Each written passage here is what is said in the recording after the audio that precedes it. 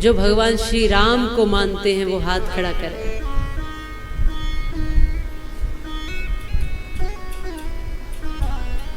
सभी मानते हैं। अब वो लोग हाथ खड़ा करें जो भगवान राम की मानते हैं। ध्यान से, सावधानी से।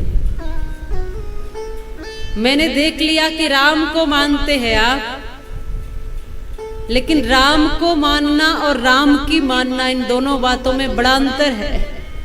श्री राम को मानने के लिए राम जी के मंदिर जाकर धूप दीप जलाकर काम चल जाएगा, लेकिन राम जी की मानने के लिए पूरा का पूरा जीवन आपको मर्यादा पुरुषोत्तम की तरह निभाना पड़ेगा।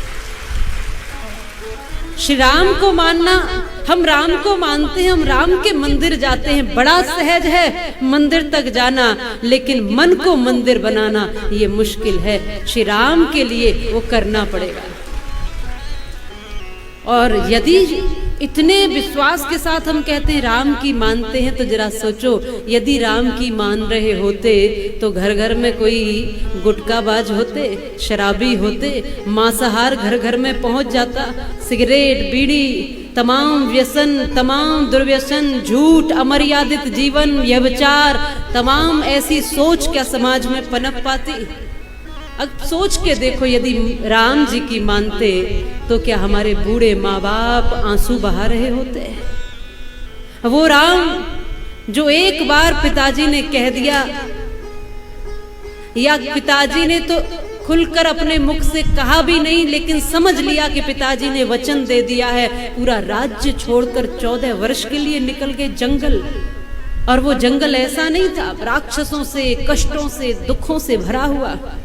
वो राम है जो पिताजी के हाव भाव को देखकर महसूस कर लेते हैं कि अब मेरे पिता को क्या चाहिए, अब मेरे पिता की सोच क्या है, अब मेरे पिता इस बेटे से चाहते क्या है। लेकिन राम जी की मानने वाले देश में आज बूढ़े माँ बाप रो रहे हैं, दुखी है, कष्ट में है। क्या ये राम जी का ही देश रह गया है? राम जी के देश में हर छोटे छोटे बच्चे के मुंह में गुटखा, सिगरेट, ये राम जी का देश है। इस बात पर चिंतन करो कभी कि राम कथा तो सुने, लेकिन राम कथा सुनने से पहले हमें राम जी के सानिध्य में आना पड़ेगा, और राम जी के सानिध्य में आने के लिए हमें राम जी को मन में बिठाना पड़ेगा।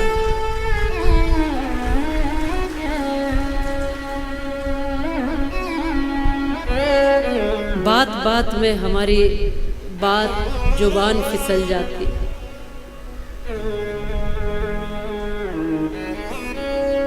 और यहाँ तक विषय ये नहीं है कि छोटे छोटे बच्चे ही, बड़े बुजुर्ग तक भी क्या बोल रहे हैं ये भी नहीं पता रहता। रात्रि के समय आप लोग भजन गाते होंगे, संकीर्तन करते होंगे, तो माइक पर ही कोई गालियां दे रहे थे, पता नहीं आप ही में से कुछ महापुरुष होंगे, और आप एक दूसरे को बुला रहे थे, कुछ कह रहे थे और गाली देकर बात कर रहे थे। उनको यही नहीं पता है कि हम कहाँ बैठे हैं, और उम्र कितनी हो गई, 50 से ऊपर निकल गया, कोई 40 से ऊपर, कोई 60 से ऊपर। अभी तक ये नहीं पता है कि जुबान का उपयोग कैसे करना है। भला राम को क्या जानोगे, भला राम के दर्शन कैसे करोगे? सोचो जरा, चिंतन करो, ये चिंतन का विषय है। श्री राम कैसे है? श्री राम ऐसे हैं जिनको एक माँ भी चाहती है कि मेरा बेटा हो तो श्री राम जैसा, भाई चाहता है कि मेरा भाई हो तो श्री राम जैसा, एक पिता गर्व से कह सकता है मेरा पुत्र हो तो श्री राम जैसा, एक गुरु कह सकता है मेरा शिष्य हो तो श्री राम जैसा, एक पत्नी कह सकती है मेरा पति हो तो श्री राम जैसा। प्रत्येक कर्तव्य, और यहाँ तक कि एक समाज की प्रजा भी ये कह सकती है कि राजा हो तो श्री राम जैसा। राम ने तजा था राज मात पितु के काज, तुम बात मात पितु धूल में मिलाते हो।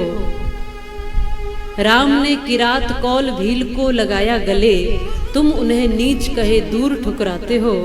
राम ने रचाया सती सीता हित घोर युद्ध, तुम लाल लन्ना लुटेरों से लुटवाते हो।